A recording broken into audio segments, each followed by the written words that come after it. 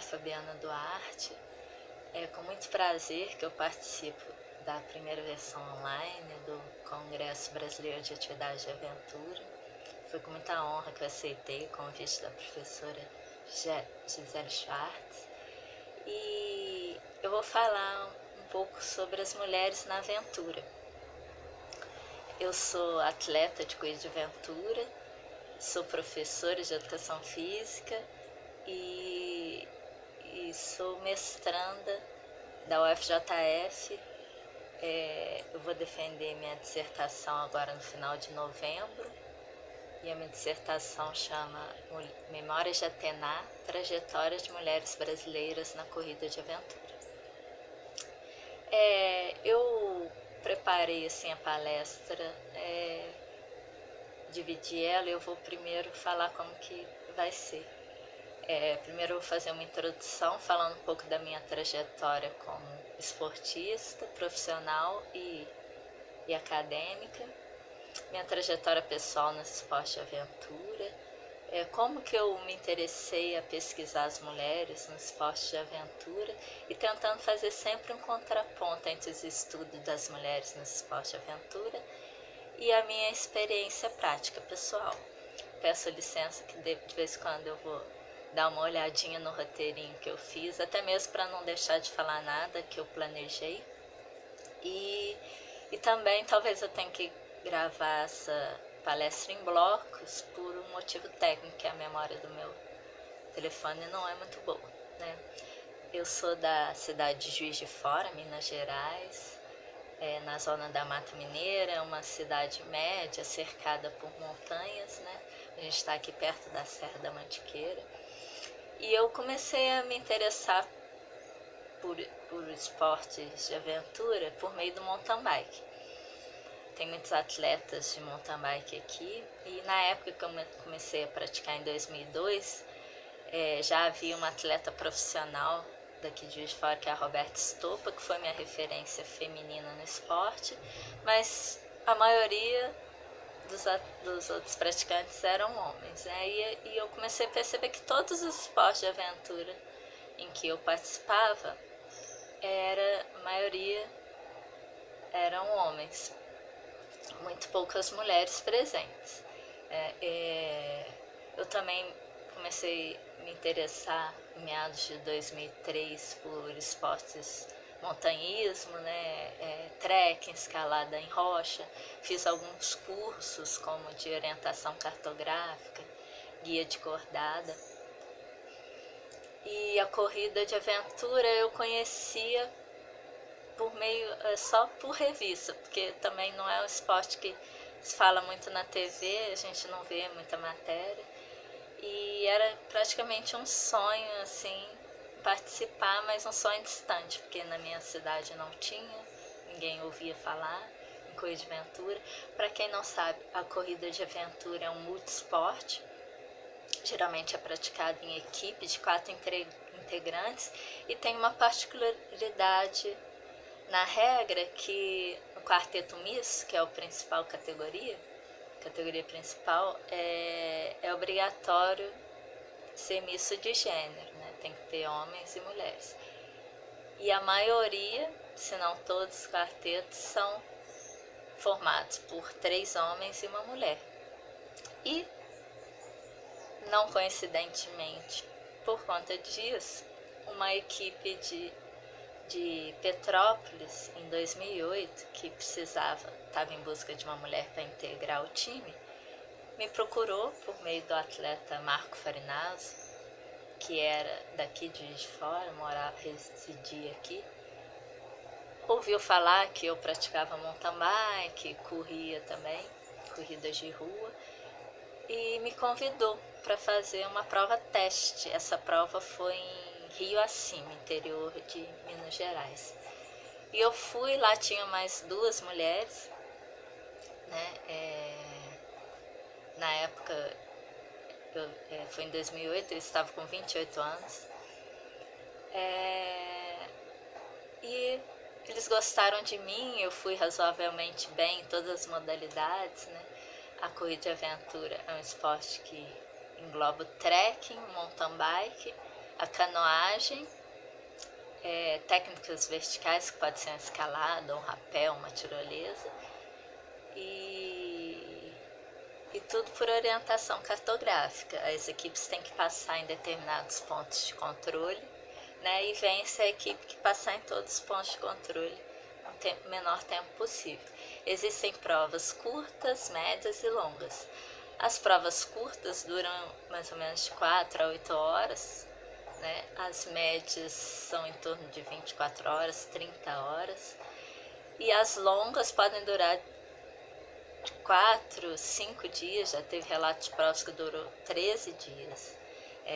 E é non-stop, ininterrupto, os atletas não param. Em 2008 eu comecei a competir com a equipe armada, essa equipe de Petrópolis, e já tive a oportunidade de participar da final do Mundial, que aconteceu aqui no Brasil, no estado do Nordeste. E a gente conseguiu completar a prova. E isso foi muito bom, porque nessas provas de expedições muitas equipes nem conseguem fazer o percurso inteiro. E a partir daí eu me apaixonei pelo esporte, e essa equipe até precisou parar de competir por motivos pessoais de alguns atletas.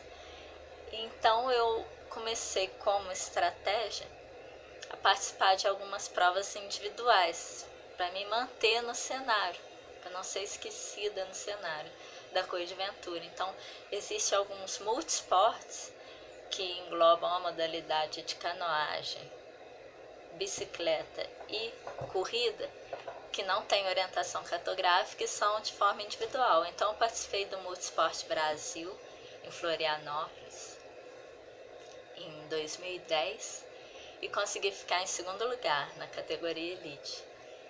E na volta eu comprei uma revista no aeroporto, uma revista de esporte de aventura, igual Outside, e vi que uma das principais equipes brasileiras, a Quasar Lontra, estava também procurando uma mulher, que a integrante feminina deles precisava se afastar para fazer doutorado. E eu mandei um e-mail para eles, falando das minhas conquistas em esportes individuais e na própria corrida de aventura, com a equipe armada, e eles me convidaram para participar de uma prova em São Luís, Paraitinga, interior de São Paulo, onde eu fui. Então, continuando aqui, a gente conseguiu ganhar essa prova em São Luís, Paraitinga, e isso me abriu portas para que outras equipes importantes no cenário nacional me convidassem para participar. Então, desde então, eu venho participando de provas de corrida de aventura, já participei de provas do circuito brasileiro, do circuito latino-americano e até do circuito mundial, com as principais equipes do Brasil. E por que eu estou falando tudo isso? Em 2016 foi quando eu ingressei no mestrado na UFJF com a professora orientanda Ludmila Mourão, que estuda gênero nos esportes. E minha ideia era estudar as mulheres na corrida de aventura. Só para fazer uma breve introdução aos estudos de gênero, na área da educação física e dos esportes, eles contribuíram muito, estudos feministas de gênero, para quebrar o determinismo biológico, que com base em questões anatomofisiológicas, pregavam que alguns esportes eram somente para meninos, outros para meninas, e isso privou muitas pessoas de participar de certas modalidades, né? E nos esportes de aventura a gente percebe que essa questão do mito do guerreiro, né, da valentia, é muito presente no esporte de aventura, como se fosse um lugar de homem, como se a mulher fosse o outro no esporte de aventura. E são muitos os estudiosos que estudam as mulheres no esporte de aventura, como a própria Gisele Schwartz, né, a Marília Bandeira, que estudou mulheres no surf, né. Na corrida de aventura específico, a gente tem um estudo da Joanne Kay e Suzanne Laberte, que diz que trata essa questão da mulher como equipamento obrigatório. Porque isso é muito comum a gente escutar, às vezes, da boca de alguns homens e até de mulheres no meio, que a mulher é como se fosse um equipamento obrigatório, pela questão da regra. E isso me causava uma inquietação, mas equipamento obrigatório? Será que as mulheres estão presentes no esporte de aventura, mas será que elas estão realmente inseridas nesse esporte? Né? Ou estão ali porque são uma obrigatoriedade? Né? Será que se não fosse a regra, elas estariam ali, mesmo que por minoria, mas estariam presentes no esporte?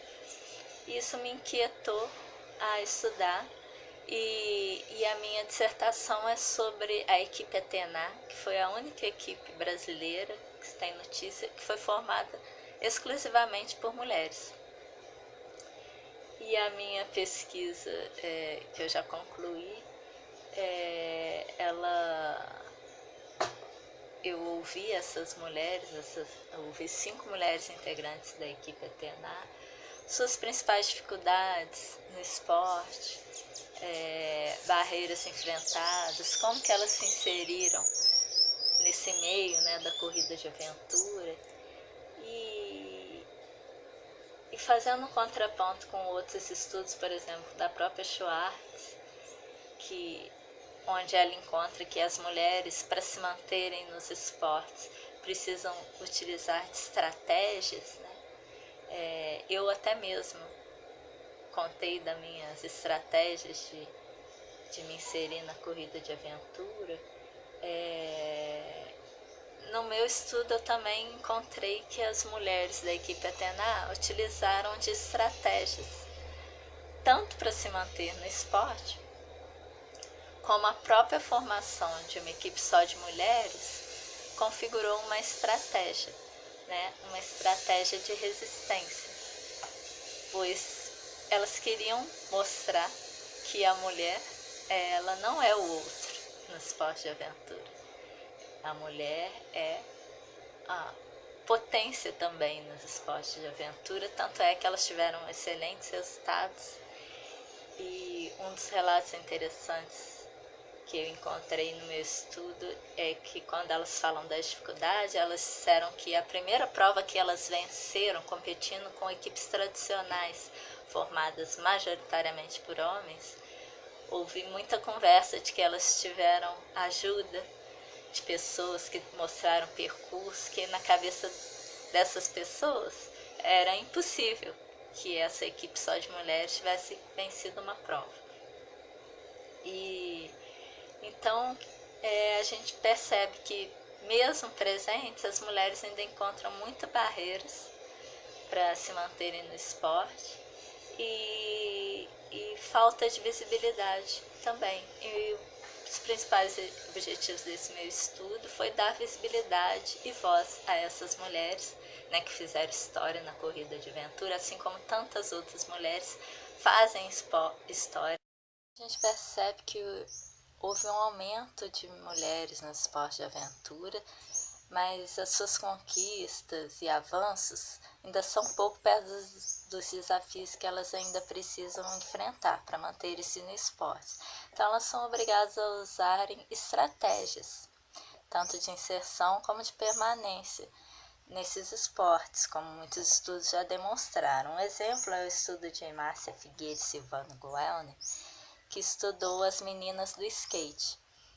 Então, elas encontraram que essas meninas, para divulgarem seus feitos no esporte, elas mesmas criaram seus próprios canais de comunicação, como blogs, redes sociais, né? E acabaram por criar uma revista de skate feminino, onde elas divulgam suas manobras, suas conquistas em campeonatos, suas trips, né? Outro exemplo é um estudo que chamou americano de Lauren Dale e Charara, que é denominado As Mulheres Podem Ser Tão Boas Quanto os Caras, que estudou 2 esportes de ação, paraquedismo e snowboard. eles usaram conceitos de agências para explicar essas estratégias. Então, existe a agência reprodutiva e a agência de resistência.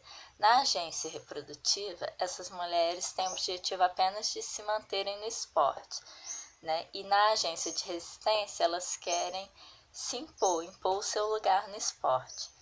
Como exemplo, a gente pode citar aqui uma agência reprodutiva das meninas do paraquedismo, das mulheres no paraquedismo. Quando elas percebiam que os instrutores davam mais atenção por serem mulheres bonitas, elas aproveitavam dessa atenção para adquirir capital simbólico, como capital de aprenderem mais, né, do esporte e receberem mais atenção. E como exemplo de agência de resistência, a gente pode citar que as meninas, a criação de grupos de paraquedismo de mulheres, né, dia do paraquedismo feminino, né, movimentos para dar visibilidade às mulheres, né, no esporte. Outro exemplo de agência de reprodutiva é que as meninas no snowboard, elas, para acessarem certas arenas do esporte, com manobras difíceis, locais dominados por homens, elas aproveitavam da própria aparência das roupas largas, né, o capacete, para fingir que eram homens e não ficarem em evidência, muito observadas, né?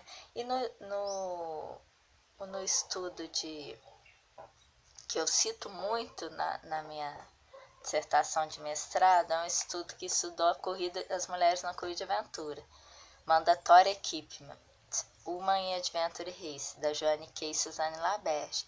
Elas utilizaram os conceitos de Pierre Bourdieu, as concepções de campo e poder simbólico, para explicar a corrida de aventura como um local dotado de discurso diferente da prática. E enquanto no discurso a corrida de aventura é um local igualitário para homens e mulheres, exaltando qualidades das mulheres como estratégia de equipe, na verdade, na prática, ele só legitima uma dominação masculina ao naturalizar a diferença e a fraqueza das mulheres e o privilégio da força física comumente atribuída aos homens, e legitimando esse capital como dominante no campo, né? E eu percebi que as mulheres que eu entrevistei da equipe TNA utilizavam de estratégias de conservação e estratégias de subversão, né? Conceitos também de Pierre Bourdieu. Nas estratégias de conservação, elas querem apenas manterem sua posição no campo, e nas estratégias de subversão, elas querem fazer diferença no campo.